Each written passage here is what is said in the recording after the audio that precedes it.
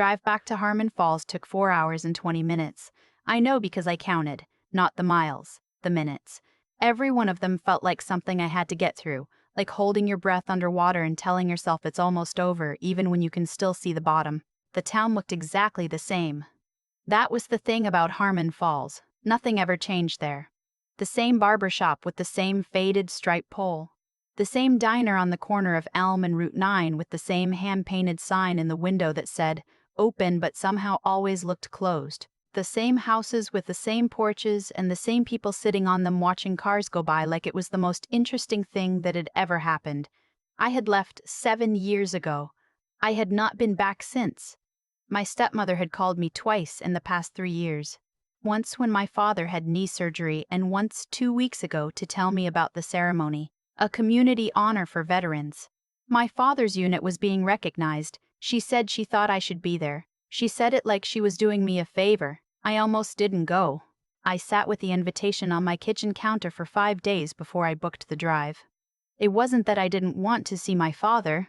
I did. It was everything that came attached to seeing him. The house, the town, the particular way my stepmother looked at me like I was a problem she had almost solved but not quite. Her name was Donna. She had married my father when I was 16. She was not a cruel woman in the way people imagine cruel stepmothers to be. She never screamed, she never threw things. What she did was quieter than that. She had this way of saying things that were technically true but landed like accusations. She had a way of framing your accomplishments as near misses, your choices as cautionary tales, your entire life as something that hadn't quite worked out the way it should have. I had spent a lot of years trying to explain to people why that kind of thing is exhausting.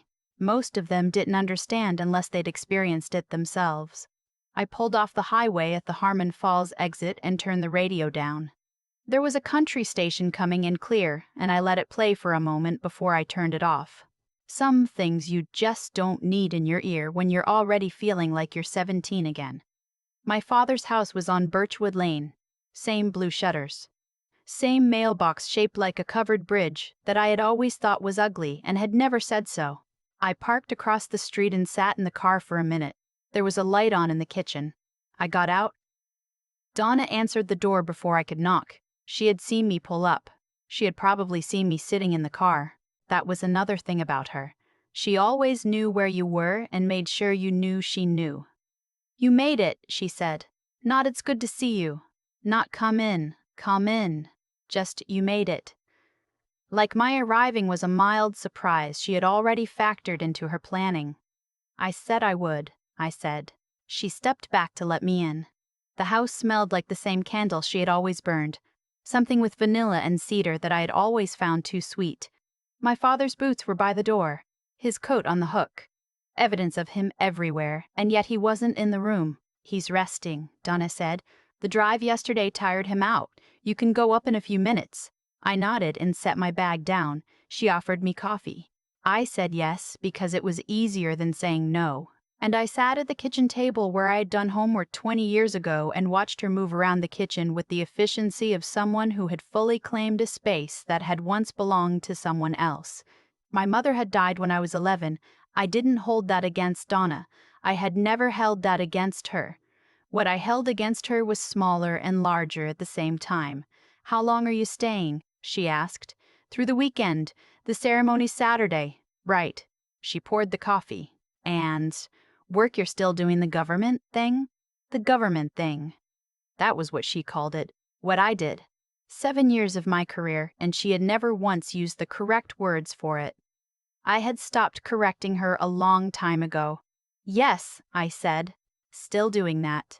She set the mug in front of me and sat across the table with her own and looked at me the way she always looked at me. Like she was waiting for me to confirm something. You look tired, she said. Long drive, I said. She wrapped both hands around her mug. I wasn't sure you'd come, honestly. I know you're busy. She said busy the way some people say important, like they mean the opposite. I wanted to see my father, I said. She nodded slowly. Not agreeing, just processing. I drank my coffee and looked out the window at the backyard where there used to be a tire swing. Someone had taken it down.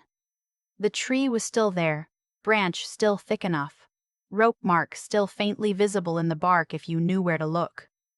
My father was awake when I went upstairs. He was sitting up in the chair by the window, not in bed, which told me the resting had been Donna's idea and not his. He looked older, not in a bad way, in the way of someone who had lived a long life and was comfortable with the evidence of it. "There she is," he said. I sat on the edge of the bed and we talked for an hour. That was what we were good at, my father and I, talking when it was just the two of us. He asked about my work without using Donna's phrasing. He asked if I was happy.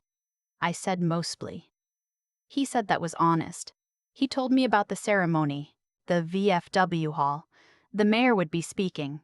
There was a man named Colonel Reeves who had served with my father 40 years ago who was flying in from Colorado. My father's eyes lit up talking about it in a way that reminded me he had been young once, had been a person before he was my father, had had a whole life that I only ever saw the tail end of. "I'm glad you're here," he said. "Me too," I said. And I meant it. That was the complicated part. I always meant it. The VFW hall was on the edge of town, set back from the road with a flagpole out front and a parking lot full of trucks. There were people everywhere, some in uniform, some in civilian clothes, most somewhere in the middle, wearing pieces of the past. Veterans' hats, unit pins, the careful pride of people who had done something a long time ago and hadn't forgotten it. I wore what I always wore when I wasn't working. Jeans. A navy blouse. Nothing remarkable. Donna wore a cream-colored blazer and earrings and moved through the room like she was the one being honored. I stayed close to my father. He introduced me to people as his daughter, and people shook my hand and said things like, "You must be proud," and "What do you do, dear?" And I said something vague and smiled and moved on. It was easier. It always was. The room had long folding tables set up with name cards and centerpieces made of small American flags. There was a podium at the front. Photographs of veterans on a corkboard along the far wall, some in color, some in black and white. A glass case of medals and citations. The whole room smelled like coffee and a little like floor wax and something underneath that I couldn't name. The particular smell of rooms where people have gathered to remember. I found my seat. Donna was 2 chairs down from me. My father was at the front table with his old unit. A woman I didn't know sat down next to me and introduced herself. Her name was June. She was someone's wife, someone's neighbor. I lost track of the connection almost immediately. But she was warm and easy to talk to, and we spent a few minutes before the ceremony discussing nothing in particular. Donna leaned over at one point and said something to the woman on her other side. I caught the shape of it without hearing the words. She gestured toward me with her chin. The other woman glanced over, nodded. I looked away.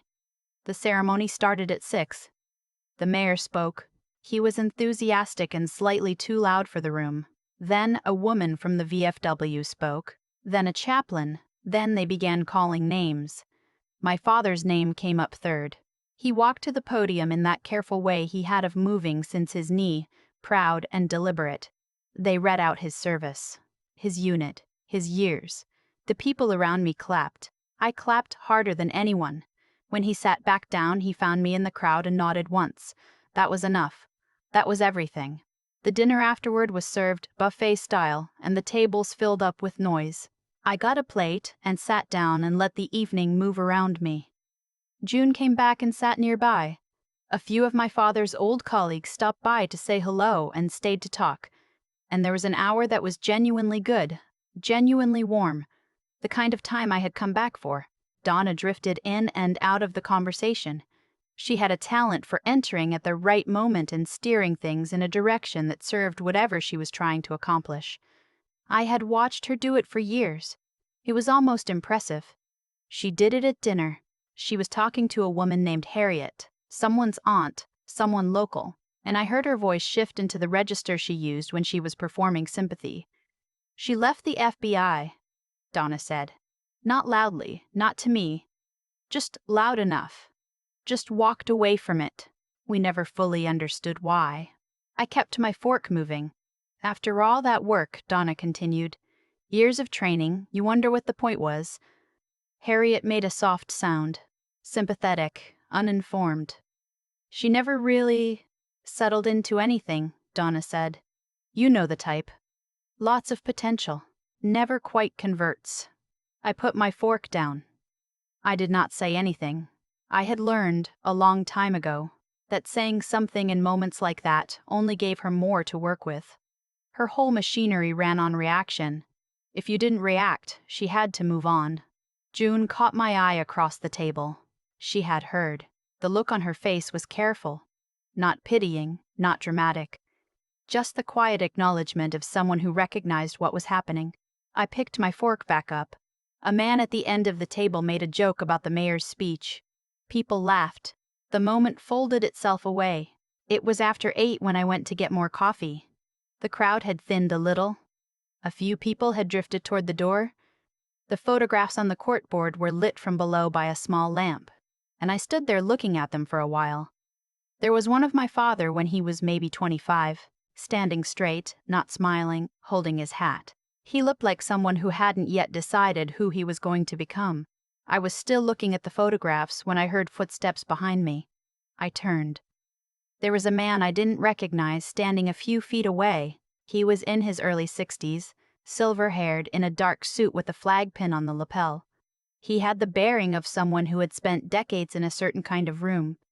The kind of person who walks into spaces and the temperature changes slightly. He was looking at me. I thought I recognized you from across the room, he said. I didn't know what to say to that. I smiled politely. I think you might have me confused with someone. He shook his head, almost amused. Crawford, right? You were in the Denver field office. Maybe. 2019? I looked at him more carefully. His face clicked into place. A debrief. A conference room. A case that had taken 11 months and ended on a Tuesday afternoon with 17 arrests and a handshake from someone whose name I'd had to look up after because I was too tired to remember it in the moment. Deputy Director Harmon, I said. He smiled fully then. I wasn't sure you'd remember. I almost didn't, I said honestly. He laughed, a real laugh, short and warm. What are you doing here? Is your father... Yes, I said. He was honored tonight. Good man, he said, and I believed him. He asked how things were. I said good. He asked if I was still with the Bureau. I told him I had moved over to the Organized Crime Task Force 2 years ago. He raised his eyebrows in a way that communicated respect without making a production of it. Task Force Director? He asked. Since last March, I said. He nodded. I heard someone had turned that unit around. I should have known. I didn't know what to say to that either. I usually didn't when someone said something that was simply true and not modified by any of the qualifiers I had spent my adult life being surrounded by. I heard you shut down the Callaway network, he said, lowering his voice slightly. Not because anyone was listening. Just because that's how you talked about certain things. It was a team effort, I said. It always is, he said. But someone writes the report. He looked at me for a moment, the way very few people ever had, with simple, uncomplicated recognition, like there was no preamble required.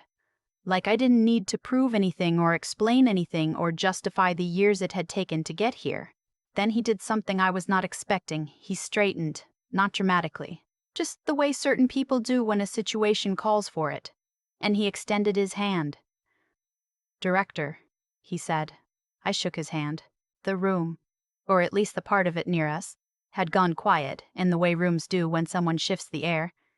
He said my title once more, this time a little louder. Not for show. Just to be clear. I heard it land behind me. I heard Donna's voice stop mid-sentence. I did not turn around.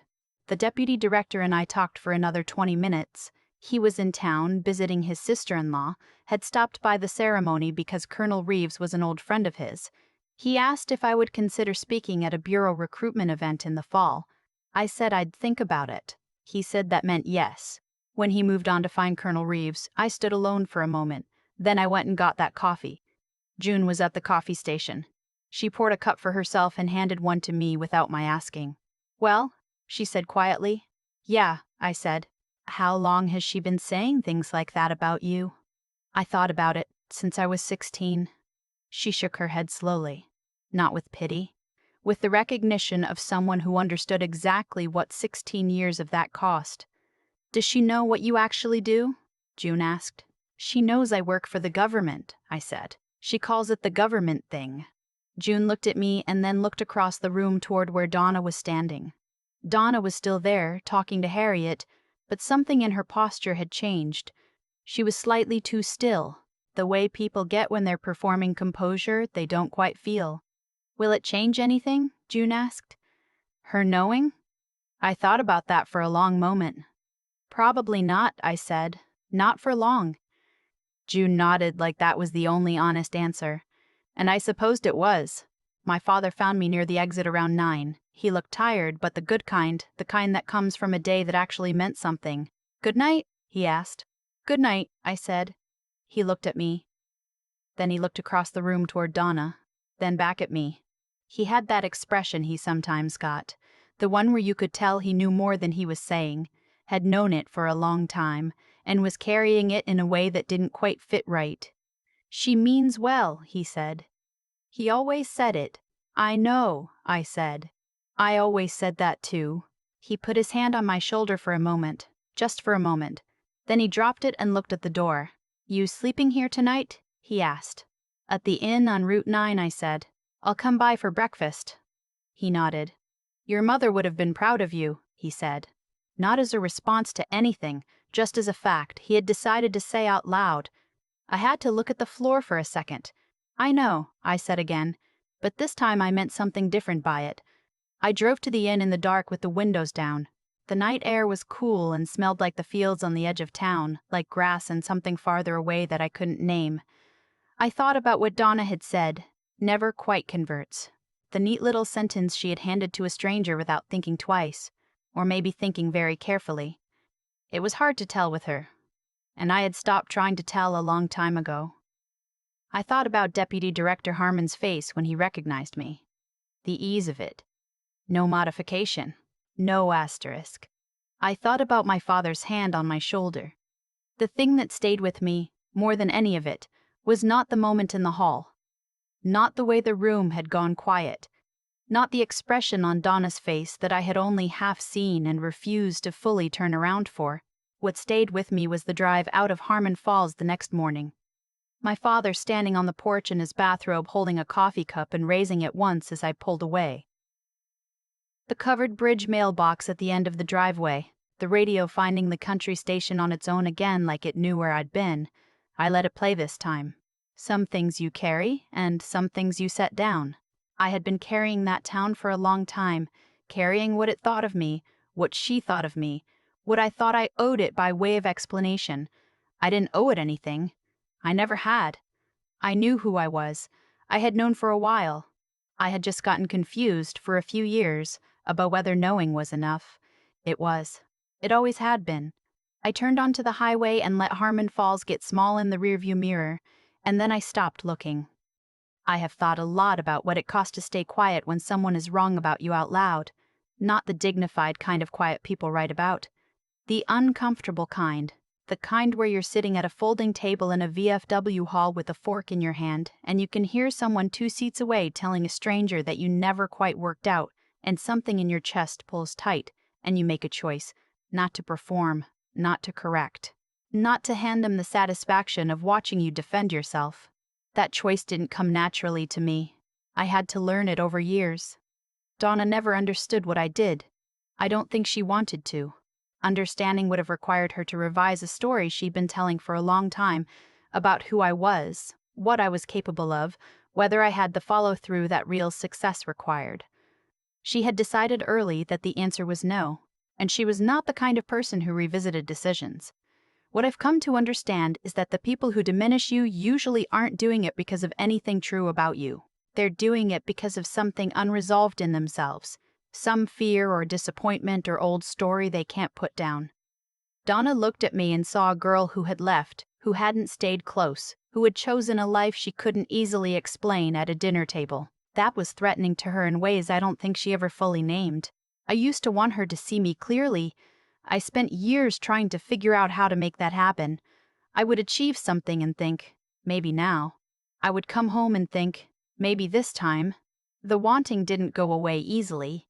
It took a long time to understand that some people are not built to see you, not because you're invisible, but because seeing you clearly would cost them something they're not willing to pay. The thing about building a real life. The kind that requires actual work, actual sacrifice. The kind where you are in rooms doing things that matter and no one from your hometown has any idea, is that it doesn't announce itself. It just exists. Deputy Director Harmon didn't shake my hand because I had worked hard to impress anyone that evening. He shook my hand because 11 years of work had produced something real, and real things are recognized by people who deal in real things. That's not luck. That's not accident. That's the direct result of deciding at some point that the only person whose accounting you could trust was your own. The intelligence that took me through 17-hour days on cases that would never be in any newspaper, that was mine. The discipline that kept me going when the work was thankless and the progress was invisible, that was mine.